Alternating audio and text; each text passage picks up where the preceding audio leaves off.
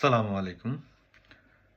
আমাকে যারা আপনারা দীর্ঘদিন ধরে চেনেন, জানেন বা আমাকে ফলো করেন, তারা নিশ্চয়ই জানেন আমাকে কখনো ভিডিও বার্তা দিতে দেখেন না। ভিডিও বানাই না আমি। কারণ আমি লিখতে ভালোবাসি। সবকিছুতেই মোটামুটি প্রতিক্রিয়া করি। যদিও আমি রাজনীতি করি না, কিন্তু রাজনীতি সংক্রান্ত যে ঘটনা প্রবাহ, আমাদের দেশের যে ঘটনাচক্র, সবকিছুর উপরে আমার নজর থাকে। আমি চেষ্টা করি আমার মতো করে মূল্যায়ন করতে। কিন্তু আজকে আমি অনেক কিছু দেখে রাজনীতির যে গতিধারা, গতিপথ, চর্চা সবকিছু মিলে আমার কাছে মনে হলো যে আজকে একটা ভিডিও বানাই।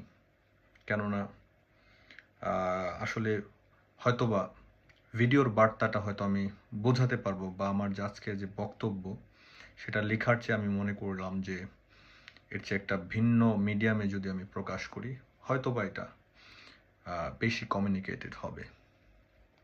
তো আজকের যে আমার কথার যে সারমর্ম, সেটা হচ্ছে আমাদের দেশে যে ডেমোক্রেসির যে সিস্টেম চলছে, ডেমোক্রেসি বলি আমরা। আসলে কি আমাদের দেশে ডেমোক্রেসি চলছে? এটার নাম কি ডেমোক্রেসি? অবশ্যই না। আমার কাছে অন্তত না। এটার নাম আমার কাছে হচ্ছে সরোগেসি। সুতরাং আজকের যে আমার বক্তব্যের যে মূল কথা, সেটা হচ্ছে যে গণতন্ত্রের সরোগেসি, যেখানে জনগণ হচ্ছে বাহক। তো সরোগেসিটা কি, সেটা যদি আমি না বলি, তাহলে হয়তো বা আমার বক্তব্যের অনেকাংশেই মিস হয়ে যাবে বা আপনারা বুঝতে পারবেন না। তো সরোগেসি খুব একটা আধুনিক চিকিৎসা, খুব একটা অপরিচিত শব্দ নয়। সেটা হচ্ছে যে সরোগেসি হচ্ছে এমন একটা চিকিৎসা ব্যবস্থা যেখানে সন্তান জন্মদানে অক্ষম দম্পতি, তারা সন্তান যদি নিতে চায় তাহলে গর্ভ ভাড়া করে। তো যে গর্ভ মানে আরেকজনের কাছে চুক্তির মাধ্যমে বা টাকা দিয়ে তার গর্ভে আসলে ভ্রূণের মাধ্যমে কৃত্রিমভাবে সন্তান উৎপাদন করে, যেই কাঙ্ক্ষিত যে মা বাবা, পিতামাতা যারা সন্তান নিতে ইচ্ছুক, তাদের একটি চিকিৎসা ব্যবস্থা। তো যেখানে আসলে যে বাহক হয় তাকে সরোগেট মাদার বলে।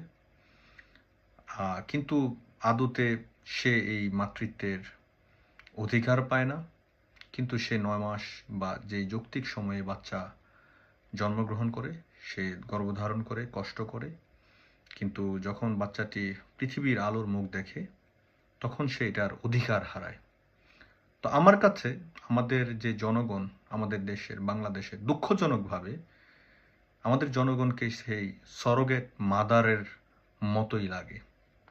আর যারা পলিটিশিয়ান, তারা হচ্ছে সেই মা বাবা যারা অন্যের গর্ভে বাচ্চা উৎপাদন করে, তাকে কষ্ট দিয়ে, তার শ্রম দিয়ে তার যে ফসল সেটা উপভোগ করে।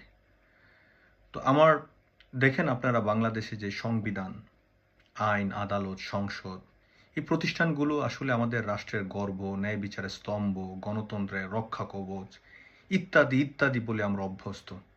পাঠ্য বইয়ে, জাতীয় ভাষণে, আনুষ্ঠানিকতার ঘোষণায় এগুলোর ভূমিকা পবিত্রতার পর্যায়ে উন্নীত করা হয়েছে আমাদের সামনে। কিন্তু কেন দৈনন্দিন বাস্তবতায় ক্রমেই আসলে এই জিনিসগুলো যে ভূমিকা, এর যে আসলে আল্টিমেট যে এটার যে প্রশ্ন, সেটা কিন্তু আমাদের সামনে দিন দিন পরিষ্কার হচ্ছে। কেন এগুলোকে এইভাবে পবিত্র করে আমাদের সামনে উপস্থাপন করা হয়েছে? আসলে যদি আপনি বাস্তবতা দেখেন, এই জিনিসগুলো আসলে এগুলো একটা ইকোসিস্টেমের একটা অংশ। এই যে আপনার সংবিধান, আইন, আদালত, এগুলো কিসের ইকোসিস্টেম? এগুলো গণতন্ত্রের সারোগেসির ইকোসিস্টেম। তো বাংলাদেশে যারা অপরাধ করেন, যা অপরাধী হয়েছে, আমি যদি উদাহরণ দিই, গত আমলে তারেক জিয়া, খালেদা জিয়া, বাবর, এটিএম আজহারুল হক, তারা সবাই কিন্তু রাষ্ট্রের চোখে, আদালতের চোখে সবাই কিন্তু ছিলেন অপরাধী। মৃত্যুদণ্ডপ্রাপ্ত আসামি ছিলেন আজহারুল হক। তিনি ক্ষমতার পালা বদলের পরে বের হয়ে আসলেন। খালেদা জিয়া নির্দোষ প্রমাণিত হলো। আদালত তাকে তাকে খালাস দিল। তারেক জিয়া এখন সম্পূর্ণ খালাস। একজন প্রধানমন্ত্রী হওয়ার পথে আরেকজন ভিভিআইপি মর্যাদায় চিকিৎসাধীন আছেন। আরেকজন ফাঁসির কাষ্ঠ থেকে এখন এমপি পদপ্রার্থী। ক্ষমতায় দেখেন আরেকজন শাসক যে গণহত্যার দায়ে এখন মৃত্যুদণ্ডপ্রাপ্ত আসামি, এই সহ প্রায় হাজারখানেক মামলায় সে এখন আসামি।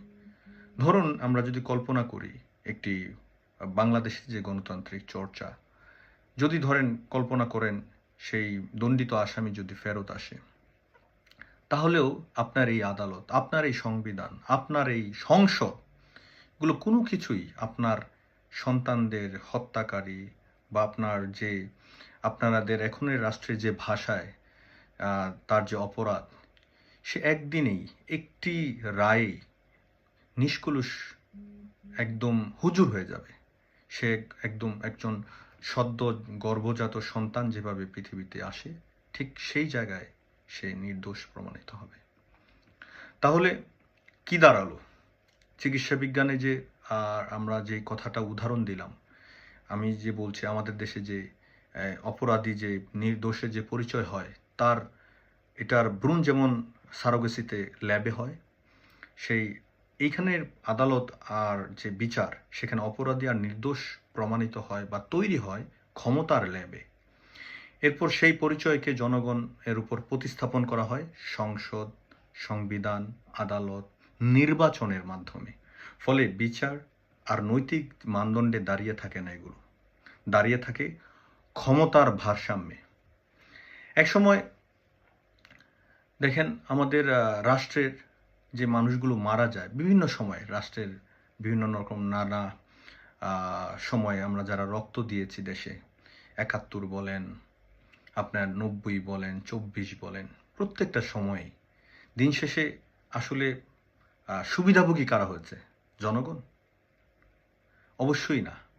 কেননা আসলে এই প্রশ্ন জাগে যে অপরাধ যে করে, অপরাধী কি আসলে বদলে গেছে? অপরাধীরা কিন্তু সবাই ঘুরে ফিরে একই চেহারার, একই, নাকি ক্ষমতার জাস্ট অবস্থান আর রাজনৈতিক যে পরিবর্তন প্রয়োজন, তাতেই আসলে অপরাধীর সংজ্ঞা এই দেশে বারবার বদল করেছে।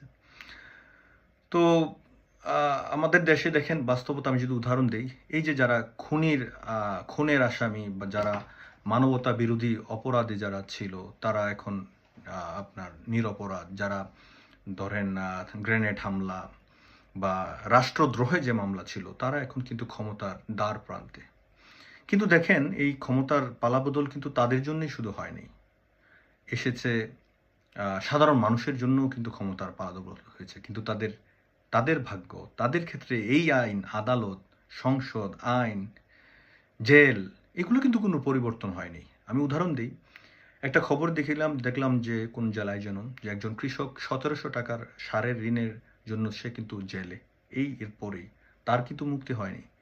আরেকটা খবরে দেখলাম একজন গৃহবধূ তার কিস্তির জন্য, তার কিস্তির যে সংগ্রাহক আছেন, তার ঘরের খোয়ার থেকে হাঁসটি পর্যন্ত নিয়ে গেছে। এই গণতন্ত্র, এই সংসদ, এই আদালত, এই আইন তার খোয়ারের সেই হাঁসটিকেও কিন্তু রক্ষা করে নেই। তো কারণ আমাদের যে গণতন্ত্র, মানে তাদের কথায়, তাদের মাথায় রেখে, মানে আমাদেরকে মাথায় রেখে নির্মিত হয়নি।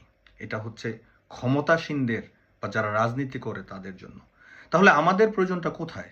আমাদের প্রয়োজনটা হচ্ছে ওই যে সরোগেট মাদারের প্রয়োজনটা, যেটা তার শরীর লাগে, তার শ্রম লাগে, তার ভোট লাগে, তার সহনশীলতা লাগে। আবার আপনাকে এগুলোর সহ্য করতে আপনাকে সহনশীল হতে হবে, আপনাকে রক্ত দিতে হবে, কিন্তু আপনি সেই মাতৃত্বের অধিকার আপনি পাবেন না। তো আমরা যারা ভোট দেই, ট্যাক্স দেই, আন্দোলনে নামি, আবার দীর্ঘ সময় নীরব থাকি, আমাদের অংশগ্রহণ ছাড়া সরকার টিকেও না, সরকার থাকেও না, আবার সরকার চলেও না। কারণ ওই যে তাদের যদি মাতৃত্বের স্বাদ নিতে হয়, তাহলে আমাকে সরোগেট মাদার হতে হবে।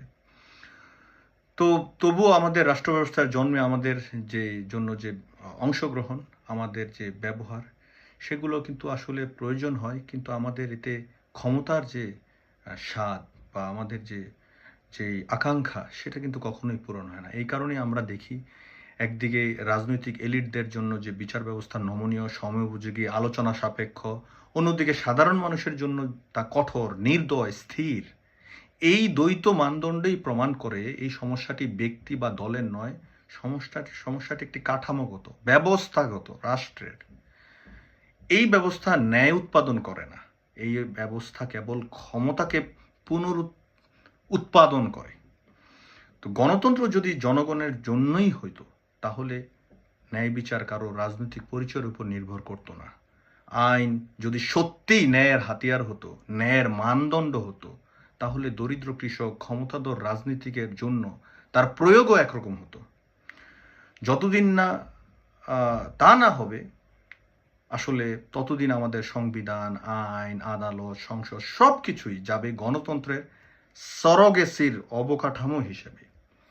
আর জনগণ, তারা থেকে যাবে শুধুই জাস্ট সরোগেট মাদারের মতন বাহক হিসাবে। রাষ্ট্রের জন্ম দেয়, কিন্তু রাষ্ট্রের মালিক হতে পারে না তারা। তো আজকে এই যে বাংলাদেশের যে প্রেক্ষাপট দাঁড়িয়েছে, যে রাজনৈতিক সংকট, আমার কাছে এটাই হচ্ছে রাজনীতির সরোগেসি। এর নাম ডেমোক্রেসি নয়, এটা সরোগেসি। আর আমাদের পলিটিশিয়ানরা এই সরোগেসি সিস্টেমে হচ্ছে ওই ডেসপিকেবল ওইটাই। আর আমরা হচ্ছে সেই সরোগেট মাদার।